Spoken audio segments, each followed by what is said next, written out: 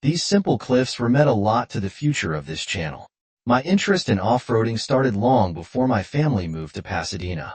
As a kid, I spent summers on the dusty trails of Baja California, where my dad taught me how to handle tough terrain in our old Ford Bronco. Over the years, my love for rugged landscapes only grew when we moved to Southern California. I met Carol, the perfect partner who shared my passion for adventure and had the same grit for the difficult trails. Together, we built friendships with people who loved the thrill of the ride as much as we did. For us, off-roading wasn't just about overcoming nature's obstacles. It reflected how we approached life's challenges. Carol and I built a life together, balancing family and careers while making time for the adventures that kept us energized. Ted and Alice became our closest companions on these trips. We weren't soulmates, but the experiences we shared created a bond that felt strong. Our plans for the upcoming Memorial Day weekend were no exception, a mix of nature, relaxation, and the unpredictability that always came when the four of us hit the trails. Do you really think that massive SUV of yours can handle those climbs? It's too bulky for the narrow paths, I joked with Ted, setting my beer down. Sure, you need the legroom with your height, but trust me, I wouldn't try turkey track in that thing. Even my old Land Cruiser, which weighs half as much, barely made it. The late afternoon sun filtered through the leaves, casting a warm glow over the pool area. It was another scorching day in Pasadena, the smog thickening as the mountains stood hazily in the distance. As we sat by Ted and Alice's pool, we enjoyed watching our wives swim, glad they weren't bickering for once. Hey, they told me this thing can go anywhere, and I'm going to test that, Ted said, sipping his Toots Chief Malt and belching loudly. Yeah, I'm ready for turkey track. I don't care about all those horror stories. More power. The worst road in Anabo Desert State Park, between San Diego and the Suiton Sea, is called Turkey Track because its climbs look like a bird's footprint. The steepest of these routes is full of giant holes and sheer drop-offs. Often, when crawling uphill, only 3 wheels touch the ground. My cautious wife never likes these places and usually gets out of the car, waiting until I manage to get through safely. Luckily, I haven't fallen into an abyss yet. Hansaborgo is not the best place to test drive that thing. There's no way you'll fit through a fat man in a narrow place. Even a Suzuki Samurai barely squeezes through that gap between the rocks. I took another sip of wicked ale, hoping he'd consider my advice. Ted cracked open another Toots Chief and took a big gulp. All right, genius, where do you suggest we go for Memorial Day? And don't say Angelic Cross. That's the weaklings route, full of jeeps, samurai, and soldiers. Ted's wife Alice, a skilled circuit engineer, and one of my respected colleagues floated over to us lazily. If you've got a problem with weaklings, Teddy, that's your fault. She shot me a pale, freckled grin and licked her lips playfully. My wife, Carol, naturally dark-skinned, swam over too. Hey, give him a break, honey.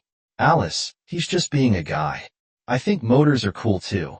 Even the ones you work with. Carol turned toward Ted and then me. So, Bobby, what trail do you suggest for the holiday? Something not too boring, right? I thought for a moment, trying to calm Ted down. I've got the perfect spot, east of Palm Springs. There are some great trails leading to abandoned mines in the Chuckwalla Mountains. They're challenging enough to be fun, but nothing that'll liquidate us. I took another sip of beer. Most of the area is managed by the BLM as wilderness, but we can stick to existing roads and dry riverbeds. Chuckwalla sounds good, Alice said. Yeah, it's really beautiful out there, Carol added. Between these two couples by the pool, were Bob and Carol, they're Ted and Alice. We're neighbors and friends here in Pasadena. Alice and I work together, and our families often caravan in our SUVs. Our kids play together, go to the same school, and right now, on this sticky Sunday afternoon, they're enjoying time at Carol's parents' place in Burbank, where we're raising the next generation of tough Valley girls. But are we best friends? Not really. We're more like close acquaintances with shared interests, like their pool. We get along well enough, which is nice because making new friends is tough. If only Carol weren't so bossy and Ted more reliable. Meanwhile, this afternoon and evening were our time. There's little privacy in this suburban neighborhood. The homeowners association doesn't allow high fences. Skinny dipping is only an option after dark, and even then, you have to watch out for nosy neighbors. damn prudes. So, we spent our time relaxing, joking, flirting, getting a bit drunk, talking nonsense, and making plans. Ted and I argued about our upcoming trip. I'm not sure the women had any plans beyond coming along, looking good, and poking fun at each other at every opportunity, as usual. We planned a 4-day getaway for Memorial Day. Would it be fun? Ted had just swapped his 4x4 4Runner for a new Sequoia last week and was eager to put it to the test, like he even knew what that meant. Though Ted was a typical real estate broker when it came to driving his SUV, he suffered from an overconfidence problem. Honestly, the Angel's Cross would suit him better, but his ego wouldn't allow it. At least he still remembered the first aid skills he learned in the Army, so he wasn't completely useless on our trips. Our boozy poolside gatherings often led to debates. Who would bring what and how much? Who would be responsible for food and gear? Then there were the constant personality clashes. I'm focused and detail-oriented, while Ted is laid-back and carefree. Carol is strong-willed, and Alice doesn't take crap from anyone. I'm not taking orders from you, Carol, Alice snapped. Save that for your staff. Carol naturally took charge whenever she could, which was why she ran her media marketing agency. Carol's leadership came from her heritage. Carolina Silo Ortega, descended from a Spanish family that settled in California before it became part of Mexico. Her ancestors were there when Father Sarah founded the missions in the 1700s. Families like hers cultivate a certain arrogance. It didn't help that Carol's parents were Hollywood studio executives, and she grew up as a privileged valley girl. She skillfully uses her old social circle for networking and business. I love her, but she drives me crazy, and everyone else too, I thought. Guys are mesmerized by her stunning body until she starts giving orders. Then you better not cross her. My roots are almost as high-ranking. I'm Roberto Pico Ortega, and my family once owned much of what's now Los Angeles before the gringos took it. But I won't be the lizard bragging that his grandfather was a T-Rex, I mused. Swimsuits off, Carol called, always eager to flaunt her lean, sun-kissed body. Alice hesitated, but quickly stripped down. I glanced at her freckled bosoms, and Ted and I followed suit, our shorts joining the pile. We lounged back as Alice settled on Ted's lap and Carol perched on my hips. Catching my gaze, she said, "So, Bobby, are we swimming some more, or are you going to have sex with me again?" "Again," I teased, pulling her in for a kiss. "Yes, again. But first you need to get wet." Her executive tone left no room for argument. She grabbed my hand and yanked me into the pool. We splashed in awkwardly, Ted laughing until Alice dunked him with a jiu-jitsu move. The darkness made the pool a safe space for roughhousing. I was pushed aside as Ted and Alice ganged up on Carol. I returned to give Alice a playful slap on the behind, expecting Ted to do the same with Carol. That was about as far as our mischief went, even with the Chardonnay flowing. Maybe the occasional accidental pinch, but no real boundaries crossed. Eventually, we climbed out of the pool, settling back into the loungers. Carol, energized, straddled me as our bodies drew close.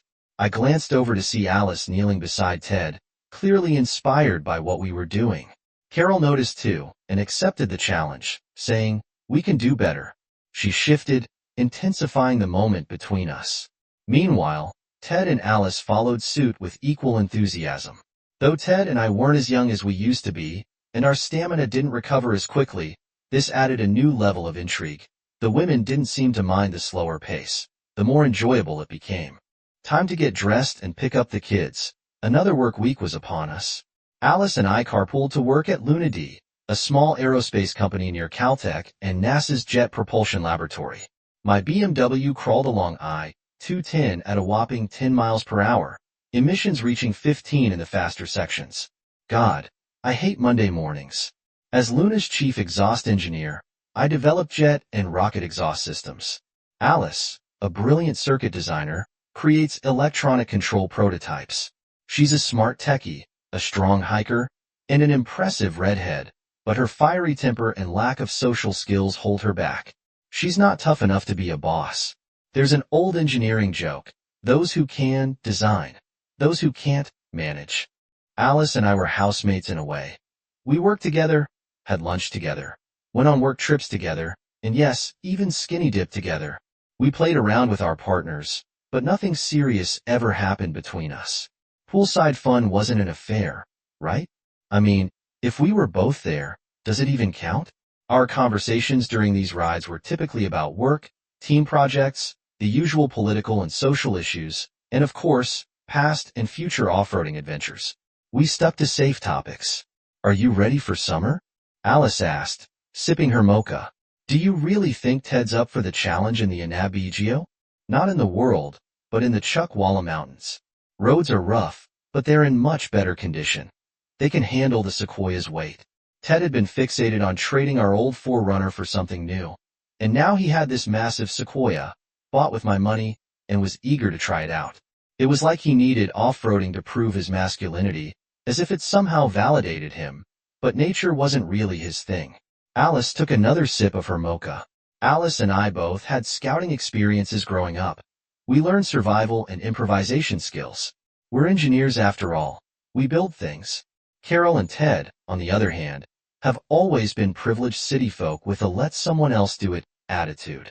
That's why they run their offices and delegate the hard work. I'm no cowboy, though. I just bought a hat. I sang. Ted drives rough roads to prove he's a tough guy. He needs a tough car, so he buys one, but that's not enough. I switched to another tune, but he doesn't have cowboy lips. Alice giggled. Yeah, and you've got those caballero lips. Same thing, but look where that's gotten you. She pouted playfully at me, where I ended up with my Caroline, the girl of my dreams. Not a bad deal. I laughed. Alice sighed. Come on, spare me.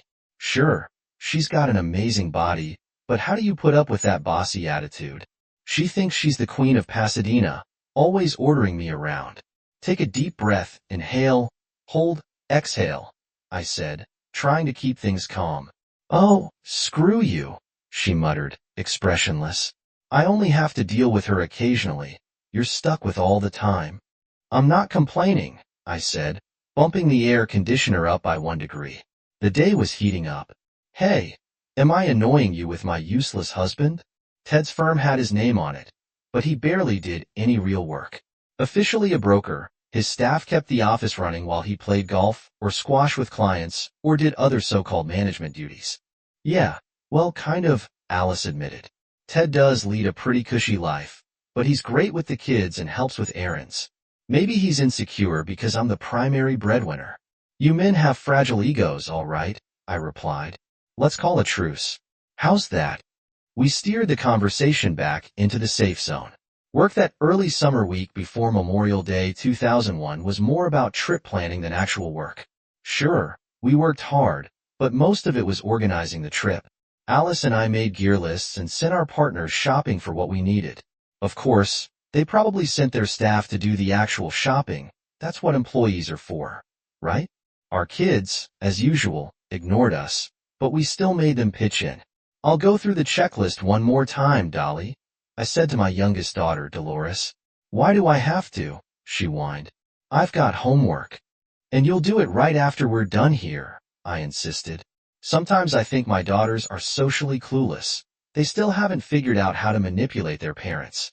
What's wrong with kids today? My little drama queen complained. But you always make me do everything. Why can't Rashi do it? Because Rosalita is helping your mom with her list. We're equal opportunity oppressors, you know? Now quit whining and start with the camping gear. Tent? I don't care about your tent right now. Just check it, I said firmly. The sooner we finish, the sooner you can do your homework, watch TV, play games, and call your friends to complain about how we make your life so hard. But first, the tent, I insisted. The one that smells like moldy nylon. Junk. Watch your language. Okay. Poles, pegs, rainfly, edding. Yeah, all here. A dozen metal pegs. None of the poles look bent. Everything's good. We went through the gear checklist, point by point. Camping supplies, tools, spare parts, and everything we'd need for the Land Cruiser. Carol and Rashi were probably doing the same with the kitchen gear, medical kit, clothing, and other necessities. I personally double-checked the car's electronics, while Alice was just as meticulous with her planning. I'm sure her kids, Suzanne and Carrie, were going through the same routine. Of course, would pretend to check out his new 4x4 but would avoid any real work. He'd leave the hard stuff to others, taking the easy way out. The kids would be staying with Carol's parents, taking all the pets with them. No dogs, cats, frets, or iguanas on this trip. Each couple brought their own tents, bedding, folding tables, chairs, food, plenty of water, and extra gas. Tools and portable VHF radios were our backup to cell phones, since reception would be spotty in the steep, narrow canyons. And radios were free to use as each checkpoint was completed. Non-perishable items were packed up. Careful organization, engineer style, makes adventure survivable. It's all about paying attention to reality. Ah, reality. What is it? Really? As the old hippie says, reality is a crutch. If you've got a good imagination, reality is like a clutch. A friend of mine drives an old van with a failing gearbox. His dashboard has a message. Reality is what's left when you stop believing in it. It's simple. Does gravity vanish if you don't believe in it? Reality is what bites you in the bum if it affects you. It's real. Otherwise, why worry about it? I plan off-road trips the same way I design turbos and exhaust systems. Reality bites, and it can be dangerous. The packing and checking went smoothly over the next few days. By Thursday night, we were loaded up and ready. We'd all agreed to cut work short on Friday for an early start. We checked in at our offices, skimmed over some paperwork, grabbed a quick lunch, and left. It was easy for Carol and Ted. They just gave orders. Alice and I had no trouble either, as we were the stars of the project. As we stepped right into summer, our little caravan set off just after noon, following the usual domestic squabbles. Ted and Carol both deserve P tattoos on their foreheads. They can be real pains, definitely boring. It was early enough that we didn't have to slog through miles of traffic, making it to the outskirts of San Bernardino and Redlands with relative ease. Just a couple of drivers to yell at, and a few trucks that try to liquidate us. Carol was busy typing away on her little Sony Vaio as we drove, chatting about life, the kids, their school, and our friends, just small talk. This is the Little Mac project, Carol said, tapping on her keyboard. That's what we call it. We've partnered with the California Macadamia Council to create a marketing plan to make macadamia the world's most popular nut. Peanuts are down, but almonds and pistachios are up. It's a competitive market. You've got to be kidding, I joked. She gave me a half smile. Yeah, you've heard this before. Macadamia. Really? Do they even grow in California? They do, but not a lot. Most come from Australia, Hawaii, and Central America. The council figures that increasing demand from academies, from anywhere, will still help California farmers. That's where we come in. I'm just brainstorming ideas. Carol types some more. Sure, they're tasty, but there's plenty of other things that don't sell well either. I swerved slightly to get around a slow pickup truck. It's more than just snack nuts. They make macadamia pasta, flour, and you've got to try the honey macadamia pancakes, poppy milk, macadamia oil, and macadamia cheese, though that last one's not great. Macadamia candy, yeah, all kinds of stuff, but no one really knows about it. Exactly, that's our job, to build awareness. So, are you working on an advertising campaign? This isn't your usual thing. No, not traditional advertising. The Macadamia Council eschews dumb slogans like Mac Snack Attack or Excited About Macs for TV and billboards. This is the 21st century. Instead, we're running a viral internet campaign, friendly blogs, infiltrating forums, recipe clubs, idea sessions, no spam, no garbage. It's going to feel spontaneous, organic, with only an online presence. Has this been done before? Some have tried. We track their attempts. The best part is it's dirt cheap. No expensive media buys, no mass targeting. It's all about creating an atmosphere where macadamia becomes a staple on every shopping list. And how do you create an atmosphere? I glanced at the thick smog around us, imagining a nut-flavored fog. There are millions of ways, and we can test them all for almost nothing. Each strategy gets a trial, change a few words, measure the response. What works, we keep. What doesn't, we toss. Our software automates posts that feel personal. The AI reads and responds or calls for human intervention when needed. Those are the only real costs, and we outsource that. It's a smart system. Carol smiled, clearly proud of her plan, and she tapped away again when we were interrupted. Carol picked up the VHF radio from the dashboard. Say that again, Alice. I didn't catch it. I said we could use a break. Let's stop at the dinosaurs and Cabazon, she replied. Got it. We'll take the Cabazon exit and meet under the Brontosaurus. It was actually a 150 feet long concrete apatosaurus, but everyone calls it a Brontosaurus. I parked our beige Land Cruiser by the restrooms, and Ted's red Sequoia pulled up behind us. The women hurried to the bathrooms, while Ted and I stretched out, gazing at the dinosaurs, Big Denny and the towering T-Rex. Cabazon, nestled between the San Bernardino and San Jacinto mountain ranges, is practically a village dominated by these roadside dinosaurs. It wasn't until the Morongo Cahuilla Indians built a casino resort nearby that things changed. I'll never forget the first time I stopped here with Alice, Ted said, sipping his soda and waving at Denny. It was before we got married. I took her to a real estate conference in Palm Springs on the way. She needed a break, just like today. Afterward, we climbed the stairs into the gift shop inside Denny's belly. There was no one there. Ted gestured again at the dinosaur. Alice was hot, very hot. We'd been fooling around in the car, so she took off her underwear, and we had sex right inside the dinosaur. He laughed. Now there's a creationist museum here. These guys are idiots, but I love selling to them. Radical fundamentalists will believe anything. Ted could be annoying. Alice emerged from the restroom, looking slightly annoyed but not overly angry. Carol came out a moment later, walking more slowly. I figured their argument inside hadn't been too bad. Why did I assume they fought? Because they always did. Two alpha females, neither willing to submit. We got back into our cars, and I took the lead again. Carol started to speak, but I raised my hand. I don't want to hear it, just stop picking on Alice.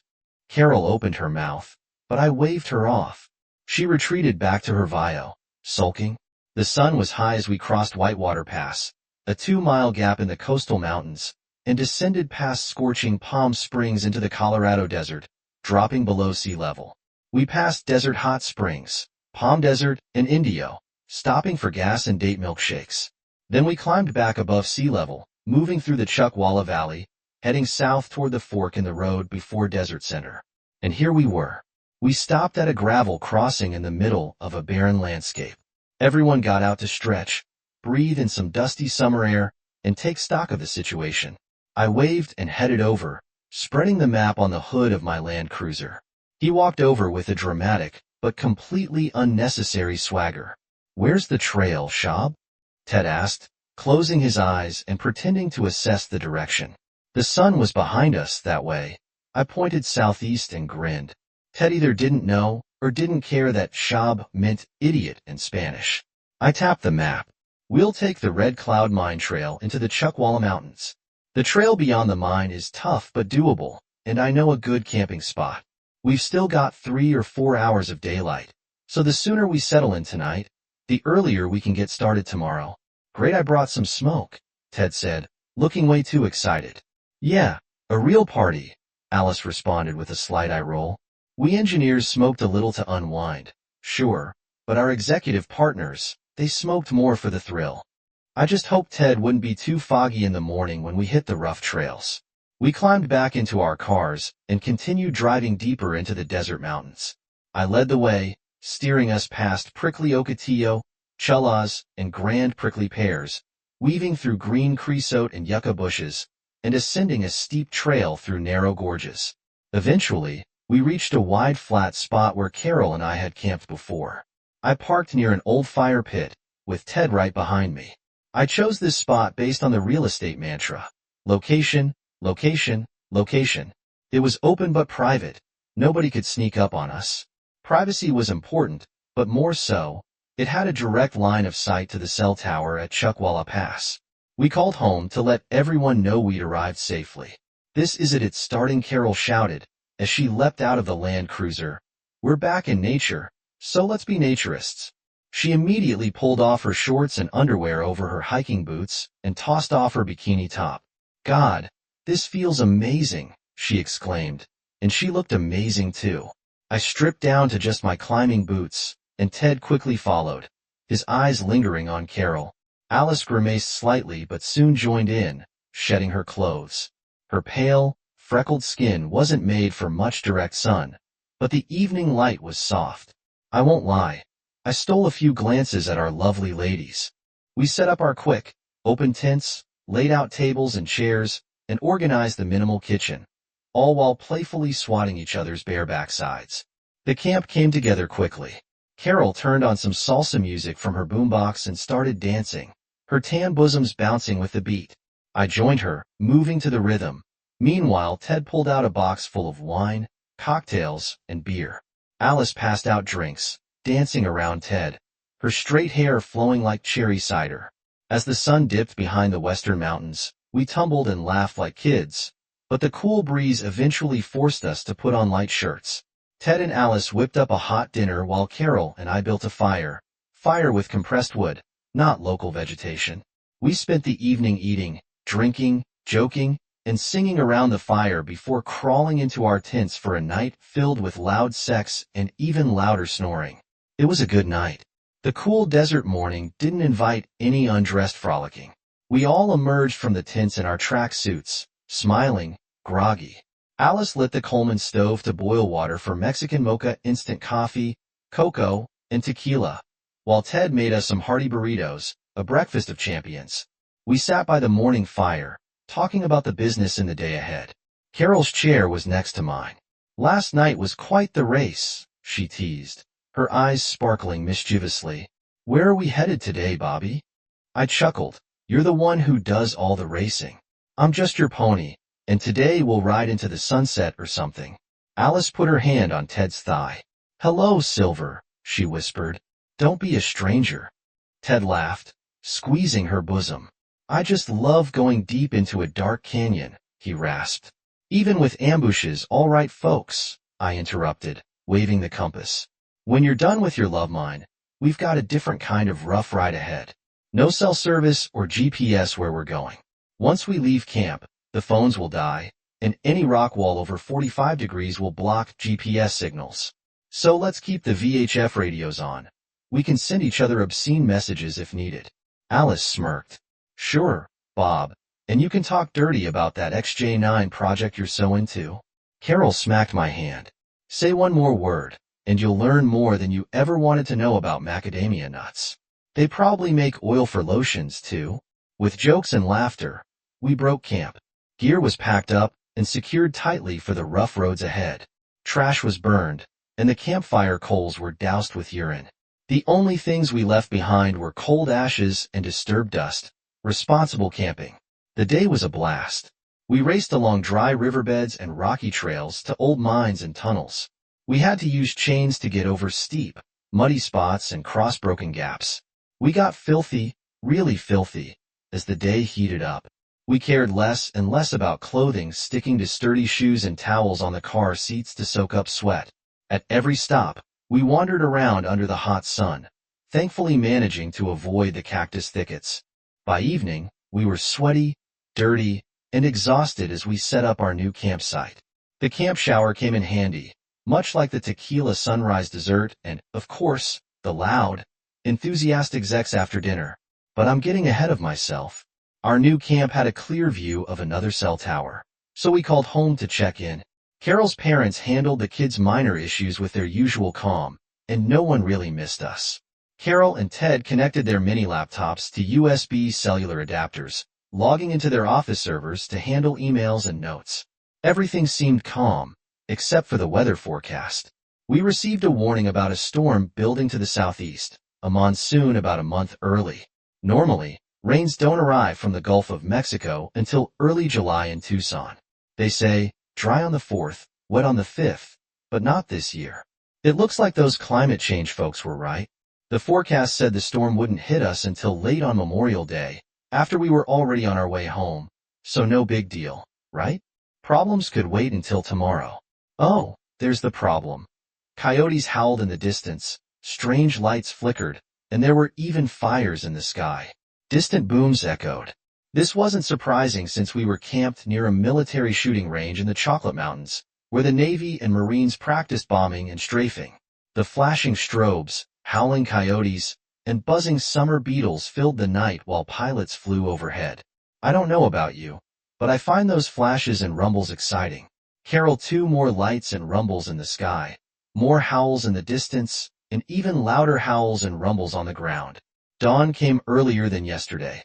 Our camp on the eastern slope with the Chuck Wallace caught the first rays of sunlight over the vast Sonoran Desert, stretching over 100 kilometers to the invisible Colorado River, the western edge of Arizona. The quiet songs of desert thrushes, nightjars, and doves echoed all around. We dressed lightly in shorts and t-shirts for another breakfast of champions, packed up camp, and drove up the mountain, crossing the saddle to the western slope, navigating deep, rocky cuts beneath eerie Joshua trees and massive ironwoods, just below the pinyon pine and juniper zone. While descending a steep, sandy riverbed, I misjudged a turn, and we slid and slammed into a hard block of quartz monzonite. I pressed the gas, but the car didn't budge. Oops, Ted and Alice's Sequoia were ahead, so I honked to get their attention. Ted reversed carefully, and we all got out to assess the situation. Brilliant move, genius, Ted grumbled. I had to agree. Let me check, I said, crawling under the car. The oil pan was fine, but the drive shaft's universal joint was broken. Damn, I muttered, crawling back out and delivering the bad news. You brought the tools and spare parts, right? Carol asked. Tools, yes. Lots of spare parts, yes. But no spare universal joint. I could fix it if we had welding equipment, but we don't. I felt deflated. What about soldering? Alice asked. Ted, didn't you bring a soldering kit? Yeah, it's in the car, Ted said, but we solder won't hold. I thought for a moment. It might work for a smooth ride. As long as we don't push it, no sudden starts or stops, just even pressure. But you might have to tow us back to I-10, or at least to the Descent Desert Center. It's only a few miles from there, and I can get a replacement part. Better grab the soldering kit, Ted. We don't want to be stuck here all day, Carol said. Yes, Your Majesty, Ted grumbled as he rummaged in the back of the Sequoia. I mumbled to myself as I pulled out the hydraulic jacks and toolbox. We jacked up the Land Cruiser, and I slid underneath. Alice handed me tools like a nurse passing surgical instruments. Removing the broken part was easier than expected, thanks to a strong, cool wind from the southeast. The wind was refreshing and damp.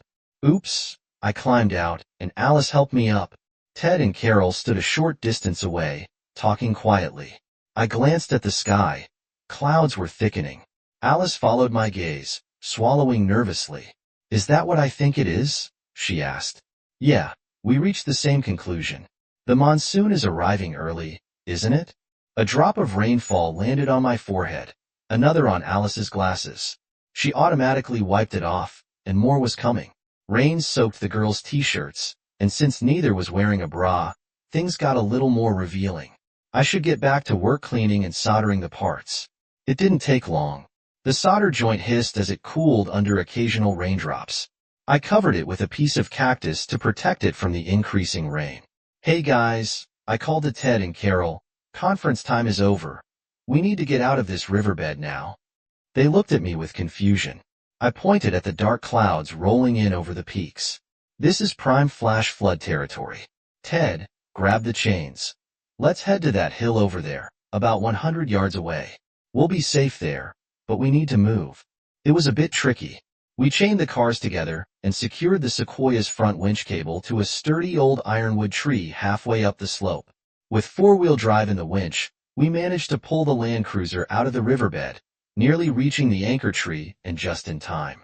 We heard a deep rumble, like one of the planes from the day before, but much closer and louder. The ground shook, the rock walls trembled, and then chaos hit us. A roaring, surging torrent of water. Waves of muddy water carried boulders, uprooted bushes, tree limbs, cacti, and even an anemometer. 90 seconds earlier, and we'd have been swept away in the flood. I looked at Carol in the passenger seat. Her usually tan complexion had gone almost ghostly pale. Oh crap, she whispered, trembling. That was close, wasn't it? I reached out and took her hand. Too close, but we're safe now, at least from the flood. We'll get out of here. Don't worry. I gently stroked her bare thigh, trying to reassure her, though I wasn't particularly worried for myself. The radio crackled. I pressed the button. How's it going, buddy? Ted's voice came through, trying to sound casual, but with a hint of tension. All good now. Thanks for the help. But we should move higher up to that flat area so I can get back under the car and reassemble everything. There's a big pine tree up there. We can anchor to it. A few minutes later, we were pulled out to safer ground. The storm clouds passed over the peaks. The wind and rain stopped, and patches of sunlight began to filter through. We stood there, momentarily stunned by the sudden calm. Well, damn, Alice said. So what now? I replied, we're not going anywhere for at least an hour. It'll give the sand time to dry out and harden enough for driving. Ted and I were thinking about that, Carol chimed in. Your solder drive shaft cross might not hold up. This riverbed connects to the Red Cloud Mine Trail, right? We were thinking of driving down to Desert Center to pick up a new part. They're cheap, right? And if we're going to do it today, tomorrow's a holiday, and most places will be closed. I considered it. That makes sense. But maybe you should take Alice with you. Why does Carol need to go? Because it was my idea, Carol said firmly. Besides, I haven't ridden in the Sequoia yet. Alice glanced at Carol, then at me.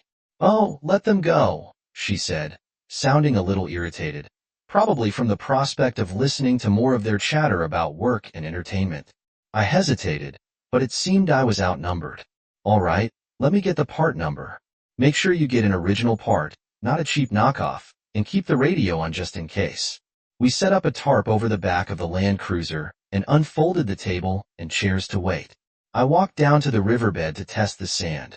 It was compacted and felt solid. The water had stopped an hour earlier. I returned to camp. Alice and I hugged and kissed our partners before they left.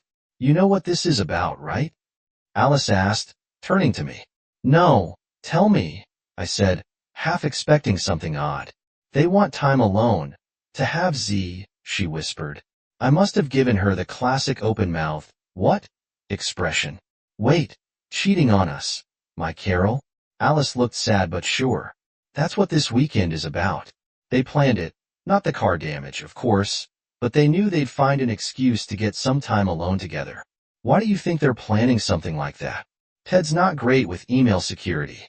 He deletes messages, empties the trash, even defragments the drive, but doesn't clean it properly. It's easy to recover. Besides being a great circuit engineer, Alice was a master of computer security and encryption. A few things he said and did made me suspicious. Hacking his laptop was easy.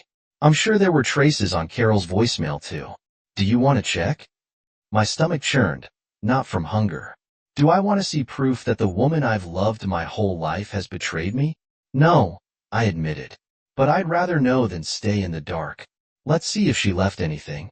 Carol had taken her bag, but not her laptop. I turned it on, and Alice took over, expertly navigating the system. What's her usual password? Alice asked.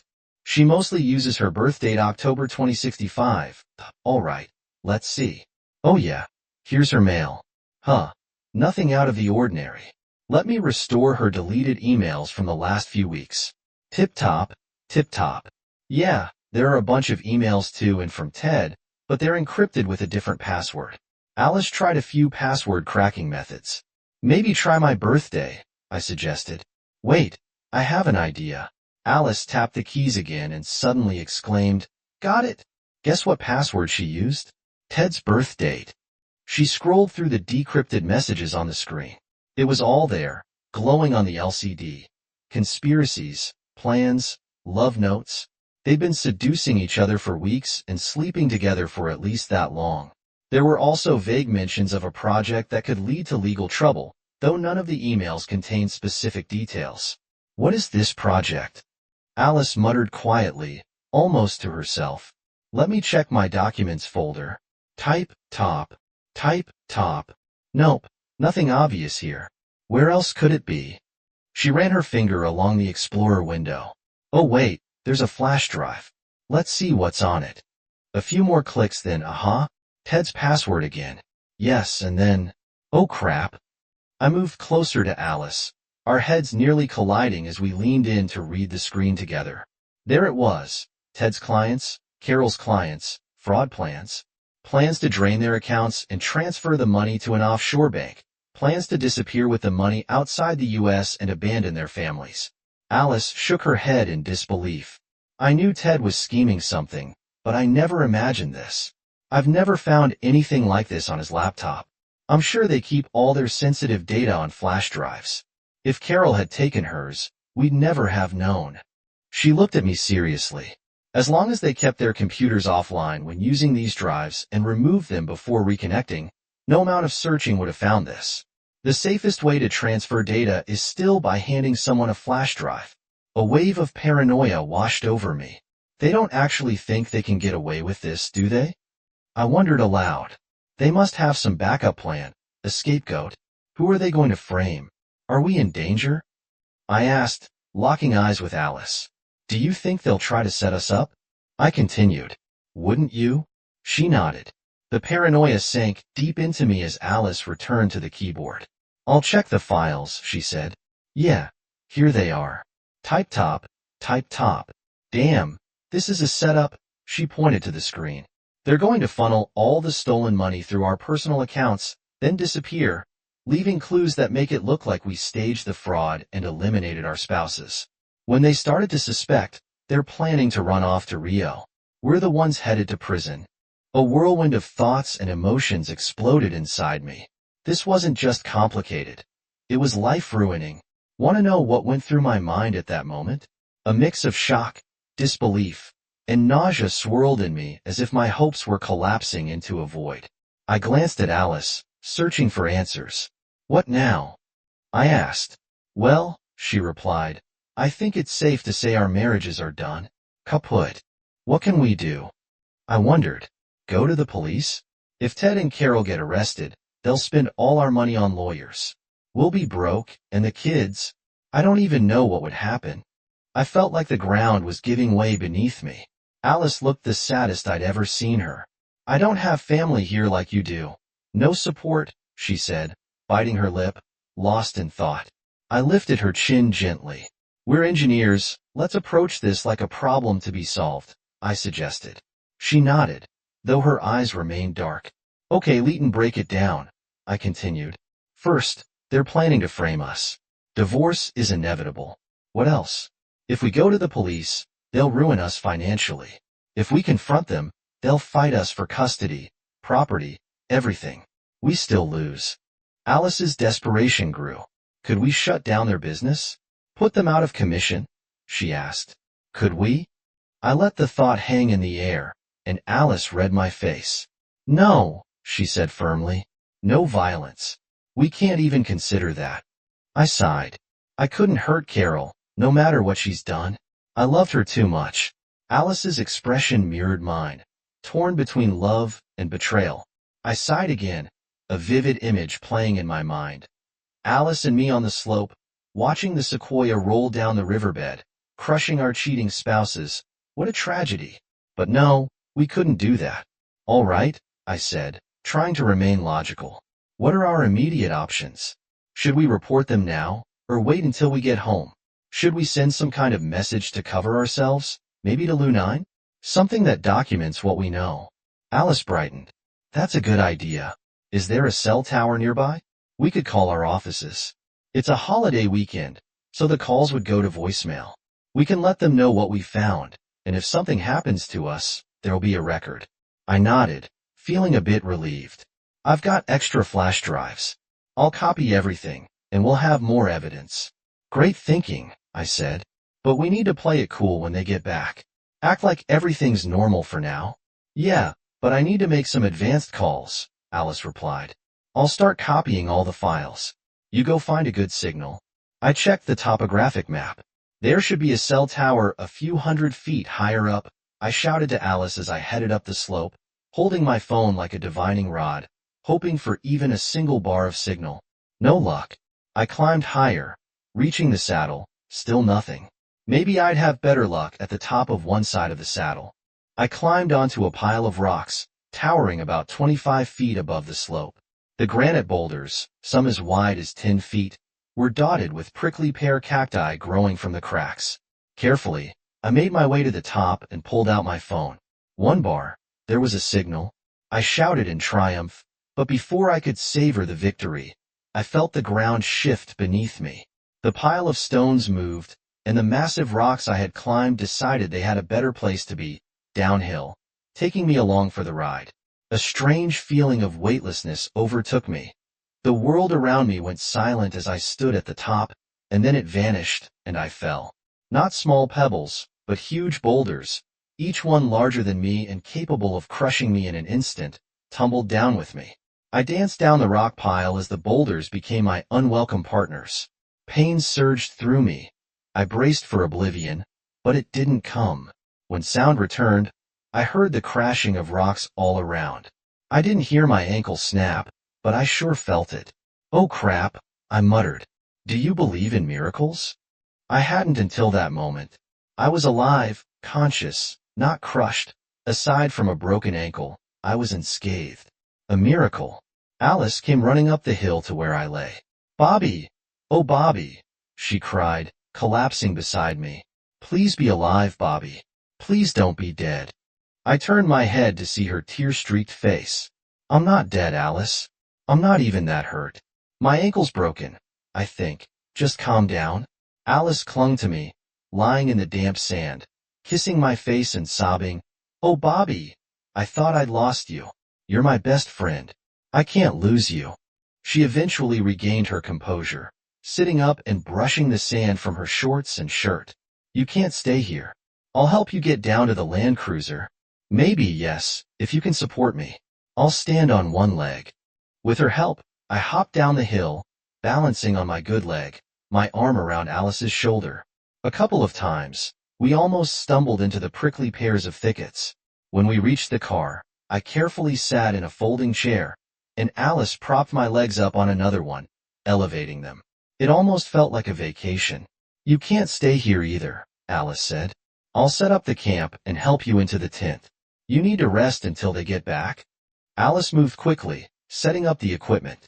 Soon, I was lying comfortably in the tent, my feet elevated on inflatable pads, my head near the doorway. Alice sat next to me on the ground. "You're lucky," she said, eyeing my condition. "Besides not being crushed into a pancake, but I remember enough first aid from my Girl Scout days. Your legs are elevated. You're not in shock, and your skin's not clammy, just pain." She rummaged through the medical kit. "Here, take these painkillers. Probably best not to mix them with tequila," she joked, handing me some pills and a bottle of Gatorade. "Now we wait. Ted was a medic in the army, so he'll know what to do when he gets back." I reminded her, "Remember, we have to act like everything's normal." We waited, chatting and making plans. The sun was past its peak, and it felt like summer had arrived. Ted and Carol had been gone for 5 hours. "I wonder what excuses they'll have," I mused. The radio crackled occasionally, but there was never a clear signal. Alice tried reaching them on multiple channels, but the rock canyons blocked the waves, leaving us in a dead zone. We finally heard an engine rumble as the Sequoia pulled up next to the Land Cruiser. Ted and Carol got out, looking dirty and exhausted. "Sorry it took so long," Ted said. "We had to clear trees and debris. The winch wasn't enough, so it took a lot of work." Here come the excuses, I thought, as Carol walked toward the tent. "Bobby, why are you in the tent? Are you okay?" she asked, concerned. "I had a little accident," I said. "I fell off some rocks. I think my ankle's broken." Carol turned pale and knelt beside me. "Oh God, Bobby, are you all right?" she asked, holding my head. If I were fine, I wouldn't be lying here, I thought, but instead said, "I'll live." Ted, now in medic mode, knelt beside me. "Broken, huh? Let me check." He had Alice grab the first aid kit and started checking me over. "Looks like you're stable," he said after examining me. "Your ankle's definitely broken. I'll put on an air splint for now, but you'll need an x-ray soon. But you're stable." "What's the plan, Carol?" she asked. "Tow the car, or take Bobby to a doctor?"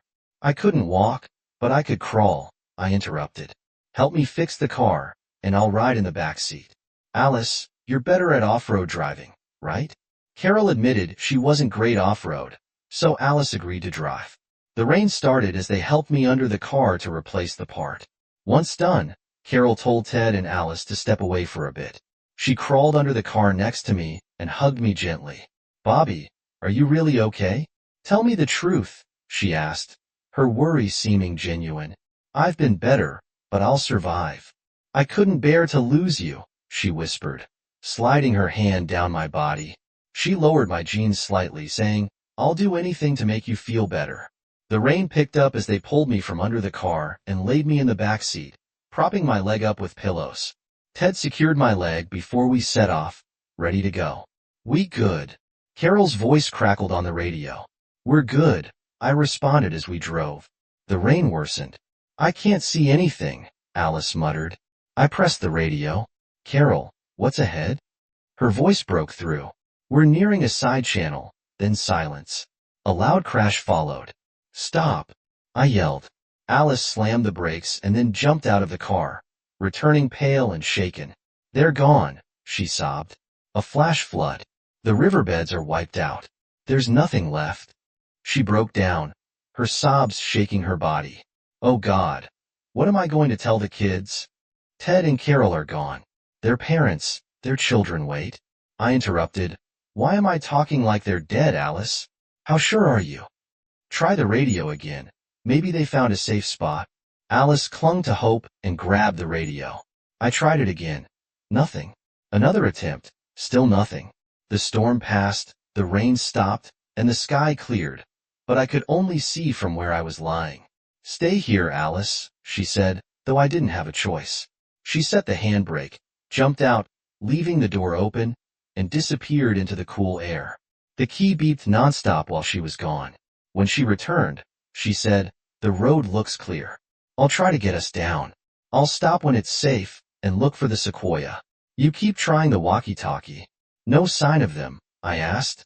She shook her head grimly and began driving slowly down the mountain. No sign of Ted or Carol, she said when she stopped at our previous campsite, where there was cell signal and dialed emergency. When the police come, we're not mentioning Ted and Carol's plans, right? Alice asked nervously. Right. You might want to clear Carol's computer and hide the flash drives too. No need for a big investigation. That was exactly what I was thinking.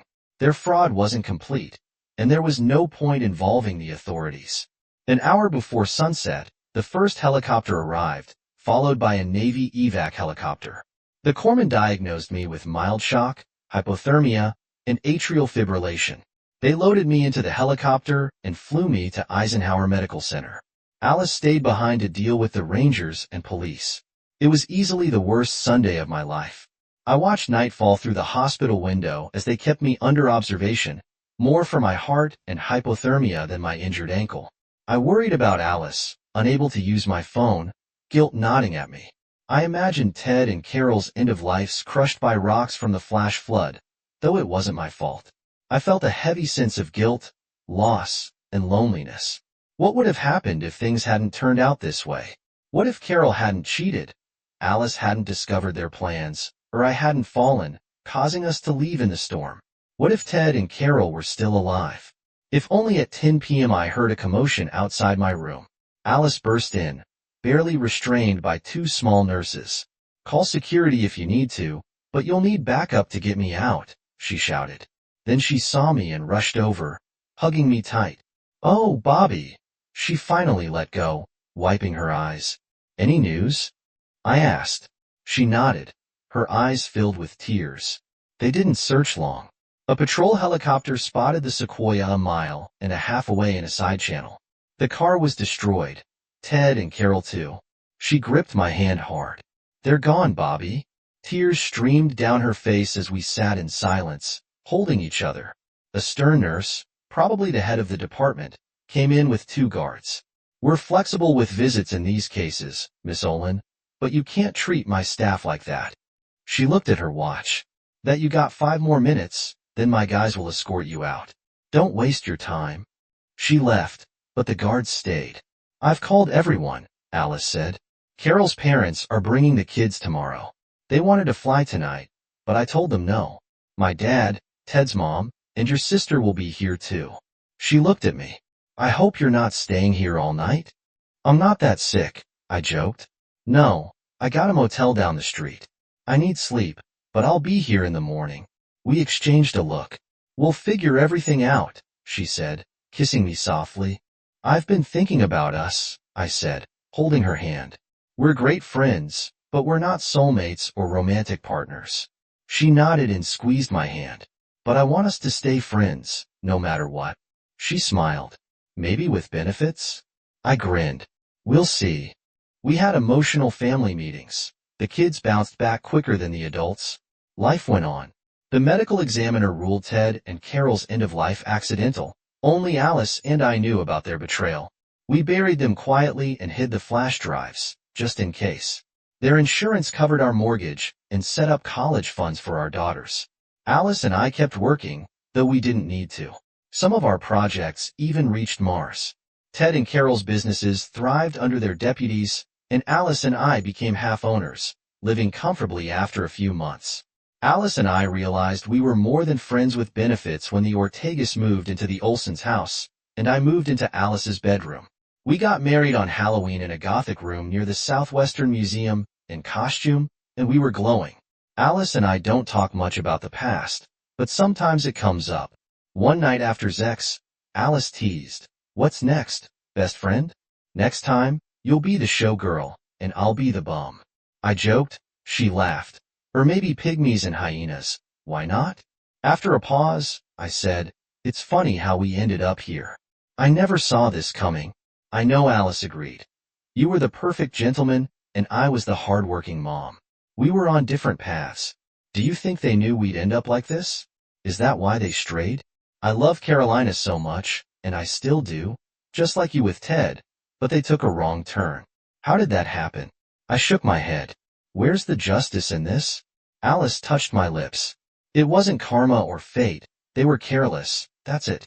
My logical side accepted her words, but a part of me wasn't convinced. One last thought on prickly pear cacti, also known as Indian figs, Opuntia ficus indica. They grow in dense thickets, their flowers glowing like neon in the sunlight. They remind me of Carol's eyes the last time I saw her. I'll never forget that.